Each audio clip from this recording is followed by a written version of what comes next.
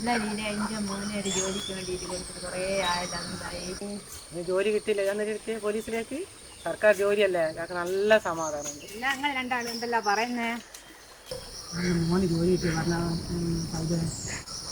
സന്തോഷമായല്ലോ. ചെലവുണ്ടേ എടുത്തില്ല. ചെലവെല്ലാം ഒരു ശമ്പളം കിട്ടട്ടെ. നിങ്ങളെല്ലാം വീട്ടിൽ ഹരിത കർമ്മസേനക്കാർ വന്നിട്ട് QR കോഡ് ഒട്ടിച്ചിനാ? എല്ലാ വീടുകളിലും ഒട്ടിച്ചിട്ടുണ്ടല്ലോ. അതുകൊണ്ട് ഓൽക്കിപ്പം നല്ല സൗകര്യമായില്ലേ, കണക്കെല്ലാം എളുപ്പം കൊടുക്കാമല്ലോ. അത് എനിക്ക് ലൈഫ് പദ്ധതിയിലെ വീടിന്റെ പൈസയെല്ലാം കിട്ടിയാ? കുറച്ചും കൂടി കിട്ടുവാനുണ്ട്. അതും കൂടി കിട്ടിയാൽ വീടിന്റെ പണി അങ്ങ് പൂർത്തിയാക്കായിരുന്നു. അത് വേഗത്ത് കിട്ടുക ജിഷേ. കഴിഞ്ഞ ഗ്രാമസഭയിൽ പ്രസിഡന്റ് പറഞ്ഞിട്ടില്ലേനാ ഈ മാർച്ച് 31 എല്ലാവർക്കും പൈസ കൊടുക്കുമെന്ന്. എന്തായാലും കിട്ടും, കിട്ടാനൊന്നും ആയിട്ടില്ല.